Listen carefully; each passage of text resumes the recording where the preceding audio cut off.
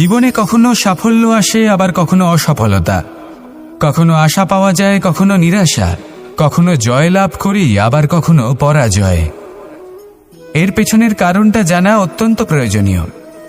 যদি আমি পরাজয়ের কথা বলি, যখনই আমরা পরাজয় লাভ করি আমরা ভাবতে থাকি যে এমন কেন হলো।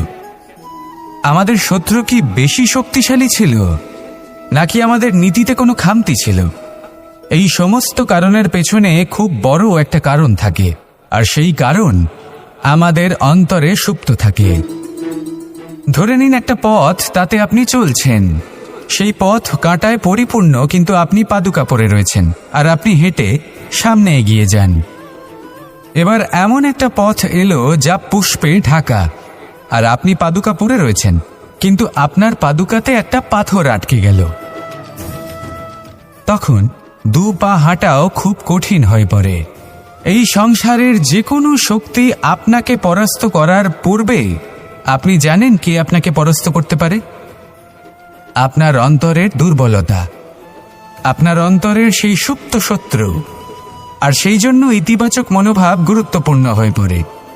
ভালো মানুষদের সাথে থাকুন, সৎসঙ্গে থাকুন, বন্ধুত্ব করুন, ভালোবাসুন। এই ভালোবাসা এত শক্তিশালী এক অস্ত্র যাকে ব্রহ্মাস্ত্র পরাস্ত করতে পারে না। এই সমস্যারূপী পাথর কিছুই নয়। আসুন আমার সাথে ভালোবেসে বলুন, রাধা রাধা। মানুষ ছোট হোক বা বড়, রাজা হোক বা দরিদ্র, সমস্ত মানুষের মধ্যে একটা সামঞ্জস্য থাকে। সমস্ত মানুষের কাছে তার প্রশংসা অত্যন্ত গুরুত্বপূর্ণ। সে খুবই প্রসন্ন হয় যদি আপনি তার প্রশংসা করেন, কিন্তু আপনি যদি তাকে এটা বলেন যে এটা তোমার ভুল ছিল, তোমার কিছু খামতি ছিল, তখন সেটা সে মানতে রাজিই থাকে না। সব মানুষ এটা শুনতে পছন্দ করে যে সে যেটা করেছে সেটাই সর্বোত্তম। এবার আমি আপনাকে একটা কথা বলি, এই হলো নিন্দা, এই হলো প্রশংসা, আর এই হলো সত্য, যা সবার থেকে উচ্চস্থানীয়। সেই জন্য মানুষ আয়না দেখে। আয়না তাকে তার সৌন্দর্য দেখায় না, তাকে দেখায় যা সত্য, যাতে মানুষ আরো সুন্দর হওয়ার চেষ্টা করতে থাকে। তাই আয়না অত্যন্ত গুরুত্বপূর্ণ সত্যকে জানার জন্য। জীবনে নিন্দুকের মাহাত্ম্য প্রশংসকের মাহাত্ম্যের থেকে অনেক বেশি। কেন? কারণ তারা আপনাকে আপনার খামতি দেখায়, আপনার ভুলগুলো বুঝিয়ে দেয়, আপনাকে একটা সুযোগ দেয় নিজেকে শুধরে নিতে, নিজেকে আরো শ্রেষ্ঠ করে তুলতে, যা প্রশংসক করতে পারে না। তাই জীবনে যদি কখনো নিন্দা করা হয়, তাকে ভালোবেসে গ্রহণ করুন, ধন্যাত্মক রূপে গ্রহণ করুন। যদি নিজেকে কোনো শিক্ষা দেওয়া সম্ভব হয় তাহলে অবশ্যই দিন। দেখবেন মন প্রসন্ন হয়ে বলবে, রাধা রাধা। মানুষের দুটো রূপ রয়েছে। এক, আমাদের এই মুখ, যা শুধুই চোখে দেখা যায়, আর দ্বিতীয়, আমাদের এই মন, যা শুধুমাত্র অন্তরাত্মা দ্বারা দেখা যায়। এবার আমাদের এই মুখ, তা ঈশ্বর সকলকেই আগে থেকেই প্রদান করেছেন, কিন্তু এই মন কেমন হবে তা আমাদের জীবনের অনুভূতি এবং আমাদের জীবনের লক্ষ্য এগুলি সুনিশ্চিত করে। অর্থাৎ নেত্র দিয়ে দেখা যায় আমাদের এই মুখ, তা শুধুই এই কারণে প্রয়োজন যাতে সংসার আমাদের দেখতে পায়, আমাদের চিনতে পারে। কিন্তু যদি এই সংসারে আপনি প্রকৃত অর্থে মান সম্মান লাভ করতে চান, তাহলে নিজের অন্তরাত্মাকে আপনাকে বিকশিত করতেই হবে। দেখুন, কথায় আছে এই যে অসুর, তা শারীরিকভাবে উপস্থিত নয়, তা মনের মধ্যে থাকে। যদি এই মন থেকে অসুরকে বের করে দেওয়া যায়, তাহলে শরীরে তা উপস্থিত থাকবেই না। তাই মনকে শুদ্ধ করুন আর আমার সাথে ভালোবেসে বলুন, রাধা রাধা। মানুষ যখনই একে অপরের সামনে নিজেদের হৃদয়ের ভাবনা প্রকাশ করে, তখন এক অত্যন্ত প্রভাবশালী মাধ্যম তারা ব্যবহার করে, যাকে ভাষা বলা হয়। এবার আমি দেখেছি যে একজন মানুষ অনেকগুলো ভাষাতেই নিপুণ। আমি এটাও দেখেছি যে মানুষ অনেকগুলো ভাষায় কথা বলে, কখনো কখনো অনেক ভাষা মিলিত করে তার প্রয়োগ করে, উচিত প্রকারে তাকে ব্যবহার করে না, না সেটাকে সম্মান করে, আর না ভাষাকে শুদ্ধ রাখে। আর এটা হলো অনুচিত। যদি ভাষাকে শুদ্ধ রাখেন তাহলে ভাষা আপনার চরিত্রকে শুদ্ধ রাখবে, তা আপনার একাগ্রতা বাড়িয়ে তুলবে। এই প্রত্যেক ধ্বনিকে অনুভব করে যদি আপনি শব্দের উচ্চারণ করেন, ভাষাকে প্রয়োগ করেন, তাহলে আপনিও আনন্দ পাবেন, আর যিনি শুনছেন সেই ব্যক্তির কানেও মধুর শব্দ বাজবে। তাই মনে রাখবেন, যে ব্যক্তি ভাষার পবিত্রতাকে সম্মান করে তাকে সংসারও সম্মান করে। ভাষাকে শুদ্ধ এবং পবিত্র রাখুন, তাহলে ভাষা আপনার চরিত্রকেও শুদ্ধ এবং পবিত্র রাখবে। আর এই মন সুপ্রসন্ন হয়ে বলবে, রাধা রাধা। এ হলো রামায়ণের সময়কালের কথা। সেতু নির্মাণ করার কাজ চলছিল। সমস্ত বানর সেনা এই কাজে নিযুক্ত হয়েছিলেন। বড় বড় পাথর তুলে নিয়ে এই বানর সেনা সমুদ্রে ফেলছিলেন। এই কাজ চলছিল। এমন সময় ছোট্ট একটা কাঠবিড়ালি এলো। ছোট ছোট মাটির ডেলা হাতে নিয়ে সাগরের কাছে যাচ্ছিল আর বড় বড় পাথরের পাশে রেখে দিচ্ছিল, যথাসম্ভব সেখানে রেখে আসছিল। সারা দিন ধরে সে এই পরিশ্রম করেই যাচ্ছিল। এবার শ্রীরাম তার এই কাজ দেখতে পেলেন। সেই ছোট্ট কাঠবিড়ালিটিকে নিজের হাতে তুলে নিলেন এবং অত্যন্ত ভালোবেসে তার পিঠে হাত বুলিয়ে দিলেন। কথায় আছে যে কাঠবিড়ালির পিঠে যে দাগ আছে, সেই 3টি দাগ এসেছে শ্রীরামচন্দ্রের 3 আঙুলের থেকে। যে কাজ আপনি করছেন তাতে সমস্ত শক্তি প্রয়োগ করুন। যতটা আপনার সামর্থ্য রয়েছে, যতটা আপনার প্রতিভা রয়েছে, সম্পূর্ণভাবে উৎসর্গ করে দিন। ঠিক এমনভাবে কর্ম করুন। সেই কাঠবিড়ালি কিন্তু তাই করেছিল। সেই জন্য শ্রীরামের সাথে সেও সেই কাহিনীতে অমর হয়ে গেছিল। সম্পূর্ণ শক্তি প্রয়োগ করুন, সম্পূর্ণ সামর্থ্যের সাথে কর্ম করুন, কারণ এটাই হলো শ্রেষ্ঠ পথ কোনো কর্ম করার। আসুন আমার সাথে ভালোবেসে বলুন, রাধা রাধা। এই সংসারে যখন সাফল্যের পথে আপনি অগ্রসর হবেন, তখন আপনার পরিশ্রম, একাগ্রতা, সাহসের সাথে সাথে সমাজের মানসিকতাও সহ্য করতে হবে। প্রত্যেক ব্যক্তি কিছু না কিছু ভাবেন, কিছু না কিছু বলেন। কিছু মানুষ এমন আছেন যারা ভাববেন যে আপনি কিছুই করতে পারবেন না। তারা আপনার নিন্দা করবেন, আর এই নিন্দার কথা ভেবেই আমরা ভয়ভীত হয়ে পড়ি। সেই কারণে নিজেদের আশা, নিজেদের বিশ্বাস হারিয়ে ফেলি। এবার যদি সেই নিন্দার ভয়ে আমরা লক্ষ্যচ্যুত হই, তাহলে সেটা অনুচিত। সেই জন্য জীবনে শুধু পরিশ্রম করতে থাকুন, সামনে এগোতে থাকুন। যেই দিন আপনি আপনার লক্ষ্য লাভ করবেন, সেই প্রত্যেক ব্যক্তি যারা নিন্দা করছিলেন তাদের দৃষ্টি আপনা থেকেই পাল্টে যাবে, ঠিক কিনা? এই সংসারকে যা প্রাণ চায় তাই বলতে দিন। যদি আপনি কারোর কথা শুনতে চান, তাহলে নিজের অন্তরের কথা শুনুন। সেটাই আপনাকে উচিত পথে নিয়ে যাবে। সামনে অগ্রসর হতে থাকুন, পরিশ্রম করুন। এমন একটা দিন আসবে যেদিন এই নিন্দুক ব্যক্তিরা আপনার লক্ষ্যপ্রাপ্তির উদাহরণ সবাইকে দেবে। আসুন আমার সাথে ভালোবেসে বলুন, রাধা রাধা। মানুষ সুখী জীবনযাপনের প্রতি এতটাই অভ্যস্ত হয়ে পড়ে যে একটা ছোট্ট সমস্যা এলেই সে সবার থেকে সাহায্য চাইতে শুরু করে দেয়। সে সাহায্য লাভও করে এবং সেই সংকট থেকে সে বেরিয়েও আসে। কিন্তু এই সাহায্য কিছু মুহূর্তের, আর কিছু মুহূর্তের হলো এই দুঃখ। এই 2 মুহূর্তের সাহায্যের জন্য আজীবন আপনি তার কাছে ঋণী হয়ে থাকেন। আর মানবিকতার খাতিরে আপনার মনে কৃতজ্ঞতা জেগে ওঠে। আর সেই কৃতজ্ঞতা বোধ হলো যে আপনি কখনো সেই ব্যক্তিকে ছাপিয়ে যেতেই পারবেন না। সেই জন্য জীবনে সবসময় চেষ্টা করবেন নিজেকে প্রস্তুত রাখতে, সেই সব সমস্যার জন্য, সেই সব বাধার জন্য যেগুলো আপনার জীবনে আসতে পারে। ততক্ষণ সাহায্য চাইবেন না যতক্ষণ না অন্য কোনো পথ না থাকছে।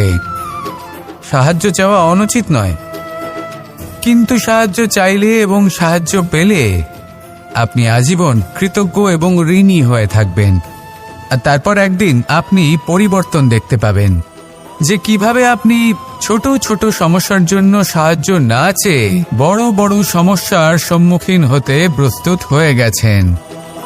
এটাই হলো সংসারের নীতি। এটাই পালন করুন আর আমার সাথে ভালোবেসে বলুন, রাধা রাধা। এমন অনেক মানুষ আছেন যারা আমাকে ভগবানের পরিভাষা জানতে চান, যে ভগবান আসলে কি, তিনি কেমন।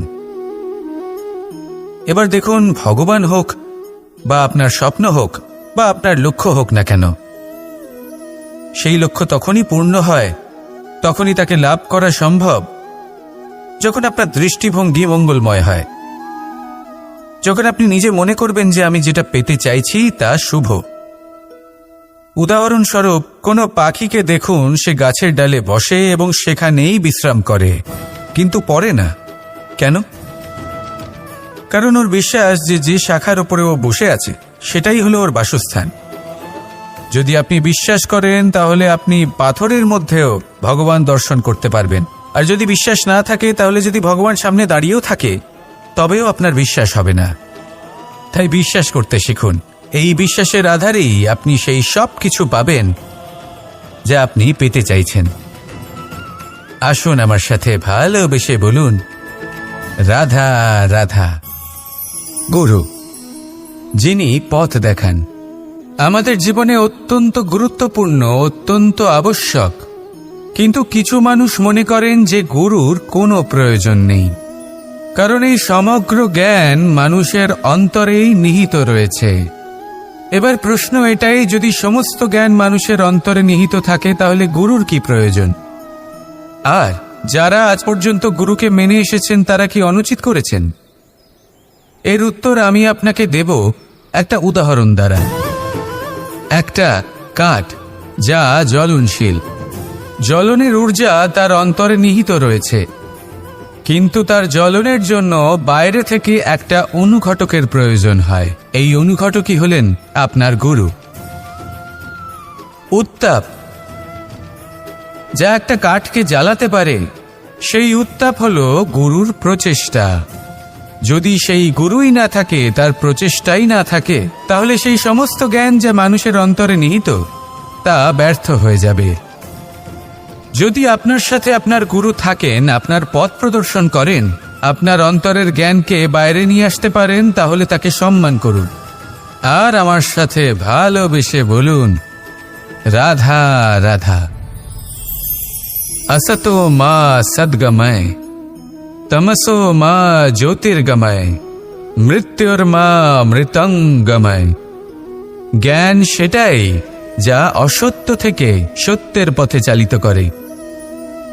প্রকাশ সেটাই যা অন্ধকার থেকে আলোর পথে নিয়ে আসে। জীবন সেটাই যা মৃত্যু থেকে অমরত্বের পথে নিয়ে যায়। এবার এই তিনটে, জ্ঞান, জীবন এবং প্রকাশ, একই রকম। শূন্য থেকে এর উৎপত্তি হয় এবং আস্তে আস্তে আপনার জীবনে বিস্তার লাভ করে।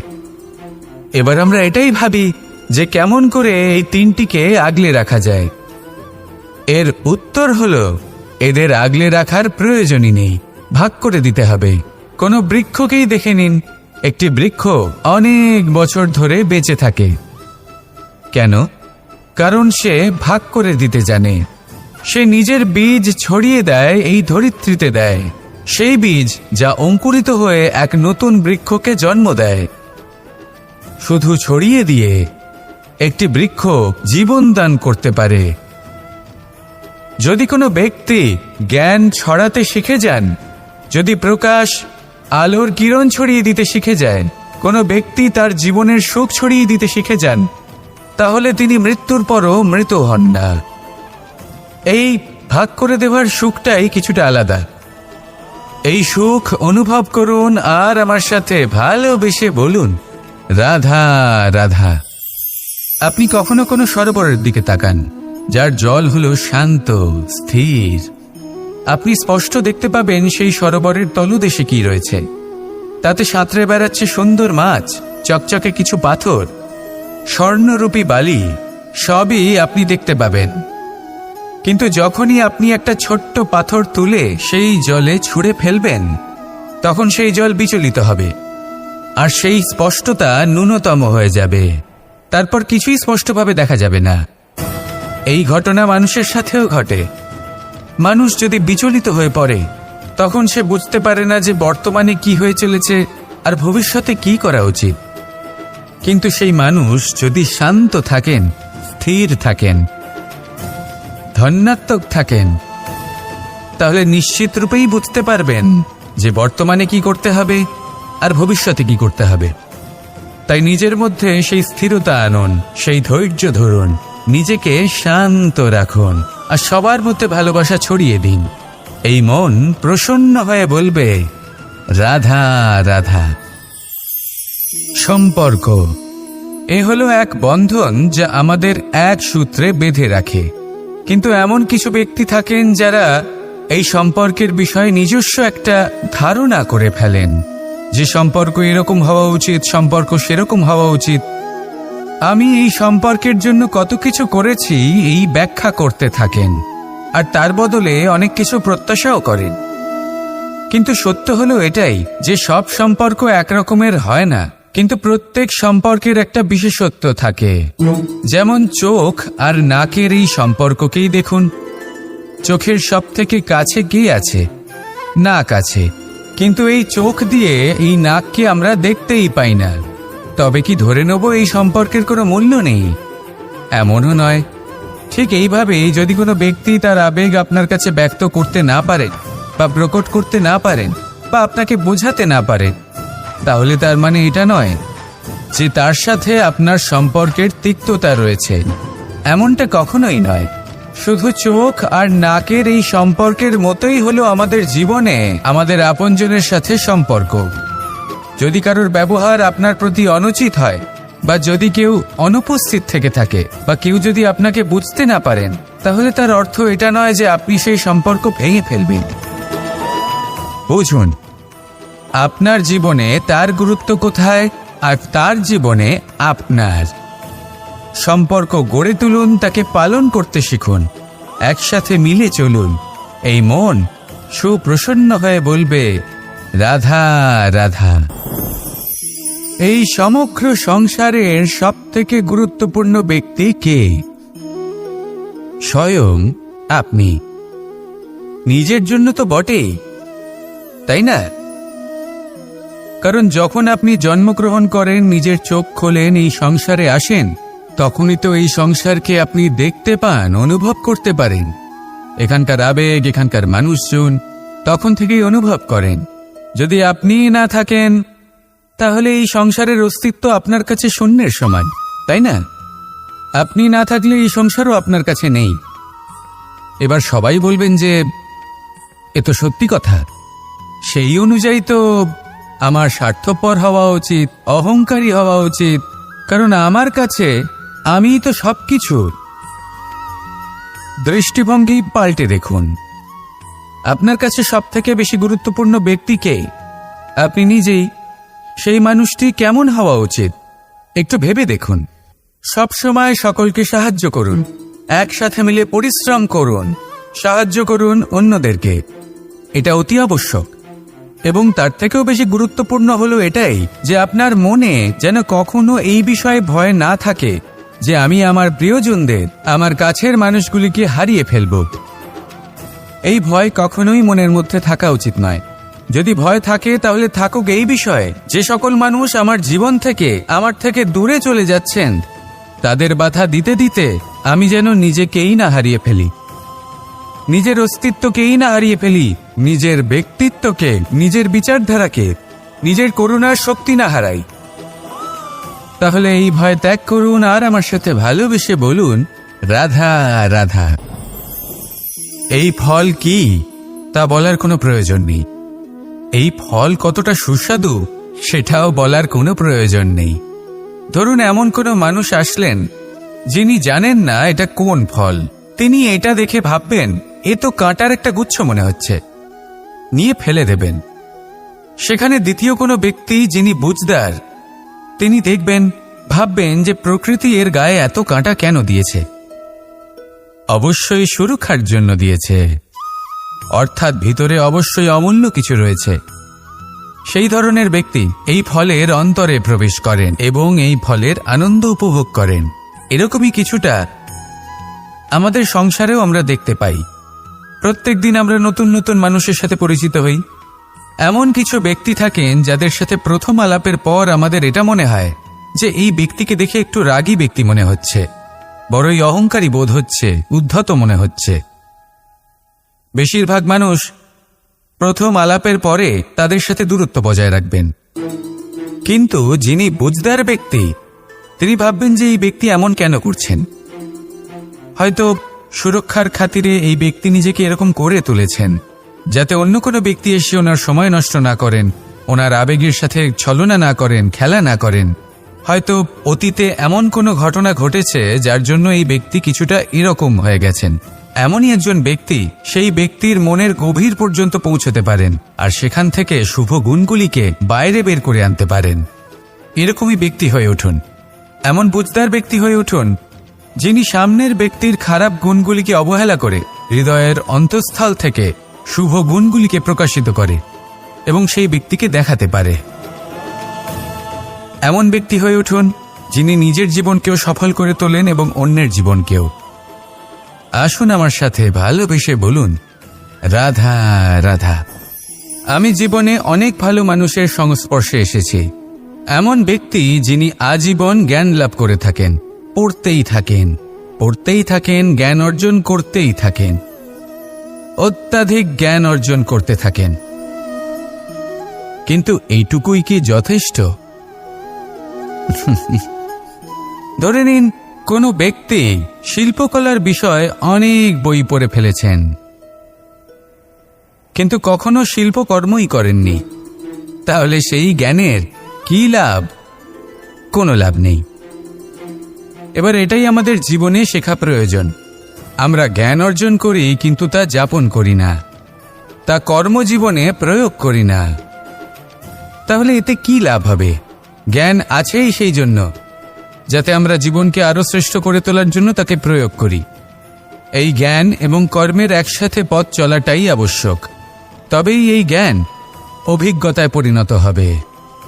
আর অভিজ্ঞতা দ্বারা যে জ্ঞান লাভ হয় সেটাই সবথেকে বেশি গুরুত্বপূর্ণ, সেটাই হলো সবথেকে বেশি লাভদায়ক। সেই জন্য শুধু জ্ঞান অর্জন করবেন না, তাকে প্রয়োগ করুন, তাকে কর্মজীবনে প্রয়োগ করুন, জীবনকে আরো শ্রেষ্ঠ করে তুলুন। আর আমার সাথে ভালোবেসে বলুন, রাধা রাধা। এটা হলো একটা সাদা পাতা।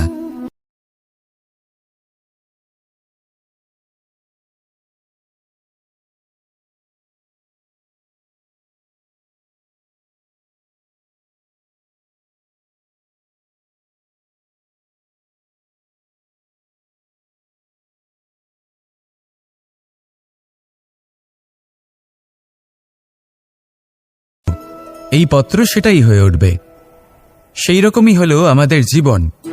আমরা যেমন কর্ম আমরা করব, আমাদের অস্তিত্ব এবং ব্যক্তিত্ব ঠিক তেমনই হয়ে উঠবে।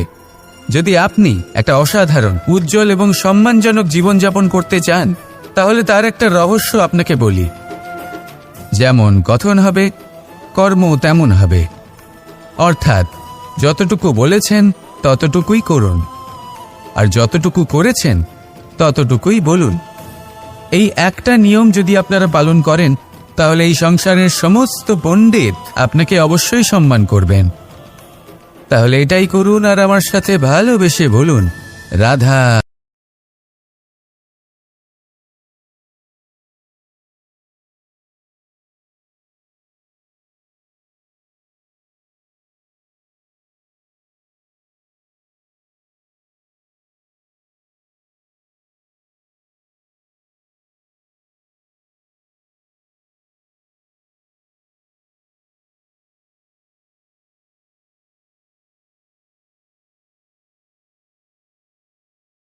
এর এই গভীরতা তাদের জীবনে বড় সুখ নিয়ে আসে।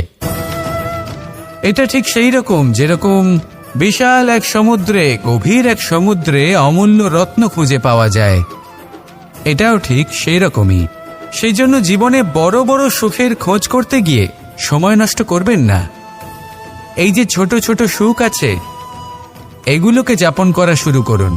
এগুলোর আনন্দ লাভ করুন, এগুলোরই উৎসব পালন করুন, প্রেমের গভীরতা বুঝুন আর এই গভীর প্রেমে মন নিমজ্জিত করুন। তারপরে দেখুন এই মন আর এই জীবন সুপ্রসন্ন হয়ে বলবে, রাধা রাধা। মানুষের জন্ম কখনো তার ভবিষ্যৎ নির্ধারণ করতে পারে না। হ্যাঁ, ওর জীবনযাত্রা অবশ্যই সুখময় হতে পারে, নির্ভর করে যে ও কোন পরিবারে জন্ম নিচ্ছে, তার পরিবার পরিজন কে হন, তার মাতা পিতা কে হন, তাকে কেমন শিক্ষা দেওয়া হয়েছে, কেমন ভাবে পালন করা হচ্ছে। সে কিন্তু কুপাত্রও হতে পারে, আবার সুপাত্রও হতে পারে। কিন্তু সে চলে যাওয়ার পর এই সংসার তাকে মনে রাখবে নাকি না, আর যদি মনেও রাখে তাহলে কিভাবে মনে রাখবে, সেটা নির্ভর করছে তার কর্ম এবং তার নির্বাচনের উপর। ঠিক যেমন বর্ষার এই জলের ফোঁটা যখন মেঘ থেকে ঝরে পড়ে, তখন তার এই নির্বাচন হলো গুরুত্বপূর্ণ, কারণ তার নির্বাচন তার উপর নির্ভর করছে তার ভবিষ্যৎ কেমন হবে। ঝিনুকের মুখে পড়লে মুক্ত হয়ে ওঠে, সাপের মুখে পড়লে বিষ, আর যদি কোনো পাতায় পড়ে তাহলে শিশিরে পরিণত হয়। তাহলে কর্ম এবং নির্বাচন দুটি জীবনে গুরুত্বপূর্ণ। এদের বিষয়ে বিশেষ যত্ন নেবেন এবং আমার সাথে ভালোবেসে বলবেন, রাধা রাধা। আমাদের সকলের কাছে বৃক্ষ অত্যন্ত প্রিয়। আমরা সর্বদাই চাই এই বৃক্ষ যেন সবুজ থাকে, ফুলে ফলে ভরে থাকে, আমাদের ছায়া প্রদান করে, তা যেন সুস্থ থাকে, আমাদের ফল প্রদান করে। আর সেই জন্য আমরা প্রতিদিন সেই বৃক্ষকে জল প্রদান করি। কিন্তু কখনো ভেবে দেখেছেন যে জল তো আমরা বৃক্ষের গোড়ায় দিই, তারপরেও এই জল সেই বৃক্ষের প্রত্যেকটি পাতায় ঠিক পৌঁছে যায়? এটা কিভাবে সম্ভব? কিছুটা এরকমই হলো আমাদের কর্ম। যদি এই পৃথিবীতে থেকে শুদ্ধ মনে সৎকর্ম করেন, এই কর্ম সোজা ঈশ্বরের কাছে গিয়ে পৌঁছয়। যদি শ্রদ্ধাভাব নিয়ে সমর্পিত হয়ে শুদ্ধ চিত্তে আপনি কাউকে সেবা করেন, তা সে মাতা পিতাই হোক, পরিবার হোক, গুরু হোক, পশুপক্ষী হোক বা সমাজ হোক, তাহলে সেটা সোজা ঈশ্বরের চরণে সমর্পিত হয়। সবসময় শুদ্ধ চিত্তে সমর্পিত হয়ে এবং মনে শ্রদ্ধা ভাব নিয়ে কর্ম করুন। ঈশ্বর নিজে থেকেই এর ফল আপনাকে প্রদান করবেন। আসুন আমার সাথে ভালোবেসে বলুন, রাধা রাধা। ইচ্ছে এবং চেষ্টা এই দুই মানুষের মধ্যে আছে, কিন্তু এই দুইয়ের মধ্যে সামঞ্জস্য থাকা খুব প্রয়োজন। আপনার যা ইচ্ছে সেটা পূর্ণ করার জন্য চেষ্টার প্রয়োজন তো অবশ্যই। আপনি যে স্বপ্ন দেখেন সেটা পূর্ণ করার জন্য নিদ্রা ত্যাগ করে চেষ্টা করা অত্যন্ত প্রয়োজনীয়, নয়তো এই স্বপ্ন কখনোই পূর্ণ হবে না। যদি আপনি কোনো প্রশ্নের উত্তর চান তাহলেও আপনাকে চেষ্টা করতেই হবে। জীবনে যদি সামনে এগোতে হয় তাহলে পাকে কষ্ট দিয়ে সামনে এগোতে হবে, চেষ্টা অবশ্যই করতে হবে। যদি আপনি চেষ্টা না করেন, পরিশ্রম না করেন, তাহলে এই সংসার আপনাকে পেছনে ফেলে সামনে এগিয়ে যাবে। নিজের ইচ্ছেগুলিকে মন থেকে বাস্তবে আনুন আর চেষ্টার দ্বারা তাকে সার্থক করুন। এই মন প্রসন্ন হয়ে বলবে, রাধা রাধা। জীবনে কখনো সাফল্য আসে, আবার কখনো অসফলতা, কখনো আশা পাওয়া যায়, কখনো নিরাশা, কখনো জয় লাভ করি, আবার কখনো পরাজয়। এর পেছনের কারণটা জানা অত্যন্ত প্রয়োজনীয়। যদি আমি পরাজয়ের কথা বলি, যখনই আমরা পরাজয় লাভ করি আমরা ভাবতে থাকি যে এমন কেন হলো? আমাদের শত্রু কি বেশি শক্তিশালী ছিল, নাকি আমাদের নীতিতে কোনো খামতি ছিল? এই সমস্ত কারণের পেছনে খুব বড় একটা কারণ থাকে, আর সেই কারণ আমাদের অন্তরে সুপ্ত থাকে।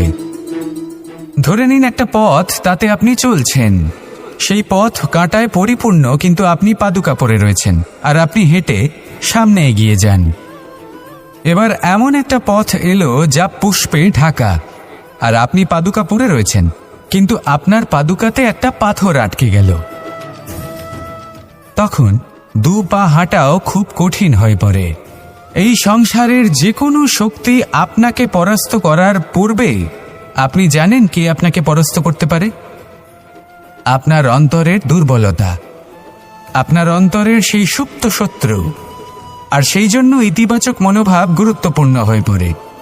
ভালো মানুষদের সাথে থাকুন, সৎসঙ্গে থাকুন, বন্ধুত্ব করুন, ভালোবাসুন, এই ভালোবাসা এত শক্তিশালী এক অস্ত্র যাকে ব্রহ্মাস্ত্রও পরাস্ত করতে পারে না। এই সমস্যারূপী পাথর কিছুই নয়। আসুন আমার সাথে ভালোবেসে বলুন, রাধা রাধা। মানুষ ছোট হোক বা বড়, রাজা হোক বা দরিদ্র, সমস্ত মানুষের মধ্যে একটা সামঞ্জস্য থাকে। সমস্ত মানুষের কাছে তার প্রশংসা অত্যন্ত গুরুত্বপূর্ণ। সে খুবই প্রসন্ন হয় যদি আপনি তার প্রশংসা করেন, কিন্তু আপনি যদি তাকে এটা বলেন যে এটা তোমার ভুল ছিল, তোমার কিছু খামতি ছিল, তখন সেটা সে মানতে রাজিই থাকে না। সব মানুষ এটা শুনতে পছন্দ করে যে সে যেটা করেছে সেটাই সর্বোত্তম।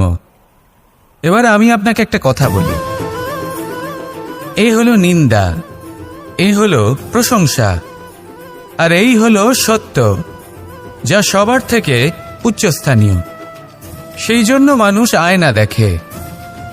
আয়না তাকে তার সৌন্দর্য দেখায় না, তাকে দেখায় যা সত্য, যাতে মানুষ আরো সুন্দর হওয়ার চেষ্টা করতে থাকে। তাই আয়না অত্যন্ত গুরুত্বপূর্ণ সত্যকে জানার জন্য। জীবনে নিন্দুকের মাহাত্ম্য প্রশংসকের মাহাত্ম্যের থেকে অনেক বেশি। কেন? কারণ তারা আপনাকে আপনার খামতি দেখায়, আপনার ভুলগুলো বুঝিয়ে দেয়, আপনাকে একটা সুযোগ দেয় নিজেকে শুধরে নিতে, নিজেকে আরো শ্রেষ্ঠ করে তুলতে, যা প্রশংসক করতে পারে না। তাই জীবনে যদি কখনো নিন্দা করা হয়, তাকে ভালোবেসে গ্রহণ করুন, ধন্যাত্মক রূপে গ্রহণ করুন। যদি নিজেকে কোনো শিক্ষা দেওয়া সম্ভব হয় তাহলে অবশ্যই দিন। দেখবেন মন প্রসন্ন হয়ে বলবে, রাধা রাধা। মানুষের দুটো রূপ রয়েছে, এক আমাদের এই মুখ, যা শুধুই চোখে দেখা যায়, আর দ্বিতীয় আমাদের এই মন, যা শুধুমাত্র অন্তরাত্মা দ্বারা দেখা যায়। এবার আমাদের এই মুখ, তা ঈশ্বর সকলকেই আগে থেকেই প্রদান করেছেন, কিন্তু এই মন কেমন হবে তা আমাদের জীবনের অনুভূতি এবং আমাদের জীবনের লক্ষ্য এগুলি সুনিশ্চিত করে। অর্থাৎ নেত্র দিয়ে দেখা যায় আমাদের এই মুখ, তা শুধুই এই কারণে প্রয়োজন যাতে সংসার আমাদের দেখতে পায়, আমাদের চিনতে পারে। কিন্তু যদি এই সংসারে আপনি প্রকৃত অর্থে মান সম্মান লাভ করতে চান, তাহলে নিজের অন্তরাত্মাকে আপনাকে বিকশিত করতেই হবে। দেখুন, কথায় আছে এই যে অসুর, তা শারীরিকভাবে উপস্থিত নয়, তা মনের মধ্যে থাকে। যদি এই মন থেকে অসুরকে বের করে দেওয়া যায়, তাহলে শরীরে তা উপস্থিত থাকবেই না। তাই মনকে শুদ্ধ করুন আর আমার সাথে ভালোবেসে বলুন, রাধা রাধা। মানুষ যখনই একে অপরের সামনে নিজেদের হৃদয়ের ভাবনা প্রকাশ করে, তখন এক অত্যন্ত প্রভাবশালী মাধ্যম তারা ব্যবহার করে, যাকে ভাষা বলা হয়। এবার আমি দেখেছি যে একজন মানুষ অনেকগুলো ভাষাতেই নিপুণ। আমি এটাও দেখেছি যে মানুষ অনেকগুলো ভাষায় কথা বলে, কখনো কখনো অনেক ভাষা মিলিত করে তার প্রয়োগ করে, উচিত প্রকারে তাকে ব্যবহার করে না, না সেটাকে সম্মান করে, আর না ভাষাকে শুদ্ধ রাখে। আর এটা হলো অনুচিত। যদি ভাষাকে শুদ্ধ রাখেন, তাহলে ভাষা আপনার চরিত্রকে শুদ্ধ রাখবে, তা আপনার একাগ্রতা বাড়িয়ে তুলবে।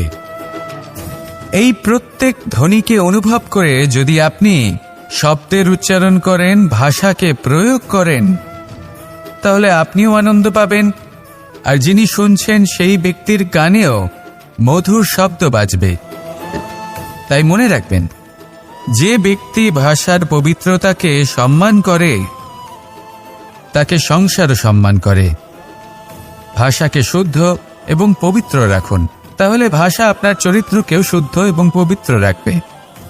আর এই মন সুপ্রসন্ন হয়ে বলবে, রাধা রাধা। এ হলো রামায়ণের সময়কালের কথা। সেতু নির্মাণ করার কাজ চলছিল। সমস্ত বানর সেনা এই কাজে নিযুক্ত হয়েছিলেন। বড় বড় পাথর তুলে নিয়ে এই বানর সেনা সমুদ্রে ফেলছিলেন। এই কাজ চলছিল। এমন সময় ছোট্ট একটা কাঠবিড়ালি এলো। ছোট ছোট মাটির ডেলা হাতে নিয়ে সাগরের কাছে যাচ্ছিল আর বড় বড় পাথরের পাশে রেখে দিচ্ছিল, যথাসম্ভব সেখানে রেখে আসছিল। সারা দিন ধরে সে এই পরিশ্রম করেই যাচ্ছিল। এবার শ্রীরাম তার এই কাজ দেখতে পেলেন। সেই ছোট্ট কাঠবিড়ালিটিকে নিজের হাতে তুলে নিলেন এবং অত্যন্ত ভালোবেসে তার পিঠে হাত বুলিয়ে দিলেন। কথায় আছে যে কাঠবিড়ালির পিঠে যে দাগ আছে সেই 3টি দাগ এসেছে শ্রীরামচন্দ্রের 3 আঙুলের থেকে।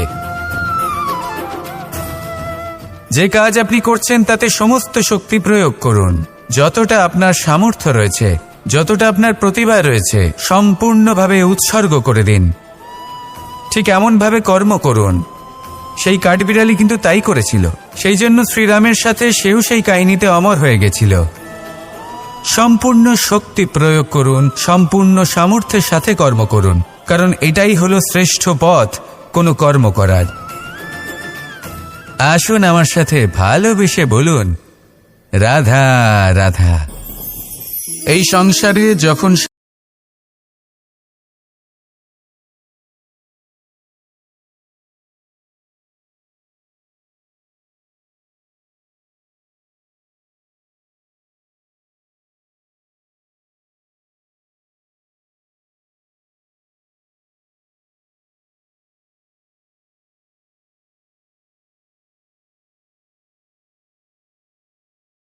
সেই কারণে নিজেদের আশা, নিজেদের বিশ্বাস হারিয়ে ফেলি। এবার যদি সেই নিন্দার ভয়ে আমরা লক্ষ্যচ্যুত হই তাহলে সেটা অনুচিত। সেই জন্য জীবনে শুধু পরিশ্রম করতে থাকুন, সামনে এগোতে থাকুন। যেই দিন আপনি আপনার লক্ষ্য লাভ করবেন, সেই প্রত্যেক ব্যক্তি যারা নিন্দা করছিলেন তাদের দৃষ্টি আপনা থেকেই পাল্টে যাবে, ঠিক কিনা? এই সংসারকে যা প্রাণ চায় তাই বলতে দিন। যদি আপনি কারোর কথা শুনতে চান তাহলে নিজের অন্তরের কথা শুনুন, সেটাই আপনাকে উচিত পথে নিয়ে যাবে। সামনে অগ্রসর হতে থাকুন, পরিশ্রম করুন। এমন একটা দিন আসবে যেদিন এই নিন্দুক ব্যক্তিরা আপনার লক্ষ্য প্রাপ্তির উদাহরণ সবাইকে দেবে। আসুন আমার সাথে ভালোবেসে বলুন, রাধা রাধা। মানুষ সুখী জীবনযাপনের প্রতি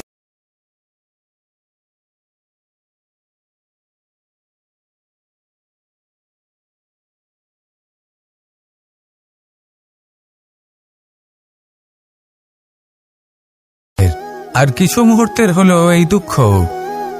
এই 2 মুহূর্তের সাহায্যের জন্য আজীবন আপনি তার কাছে ঋণী হয়ে থাকেন। আর মানবিকতার খাতিরে আপনার মনে কৃতজ্ঞতা জেগে ওঠে। আর সেই কৃতজ্ঞতা বোধ হলো যে আপনি কখনো সেই ব্যক্তিকে ছাপিয়ে যেতেই পারবেন না।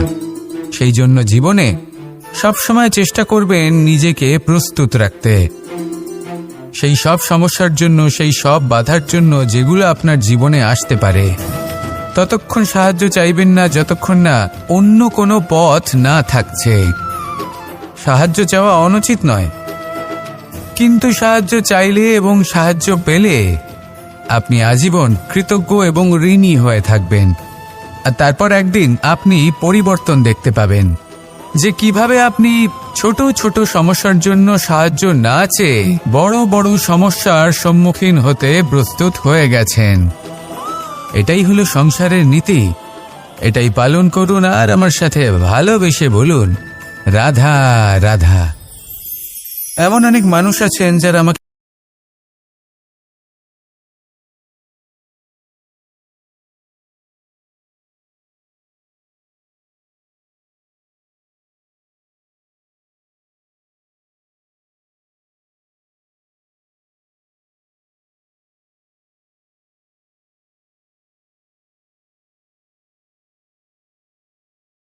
যেটা পেতে চাইছি তা শুভ।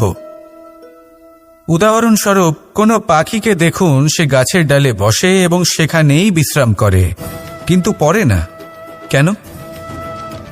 কারণ ওর বিশ্বাস যে যে শাখার উপরে ও বসে আছে সেটাই হলো ওর বাসস্থান। যদি আপনি বিশ্বাস করেন তাহলে আপনি পাথরের মধ্যেও ভগবান দর্শন করতে পারবেন। আর যদি বিশ্বাস না থাকে তাহলে যদি ভগবান সামনে দাঁড়িয়েও থাকে তবেও আপনার বিশ্বাস হবে না। তাই বিশ্বাস করতে শিখুন। এই বিশ্বাসের আধারেই আপনি সেই সব কিছু পাবেন যা আপনি পেতে চাইছেন।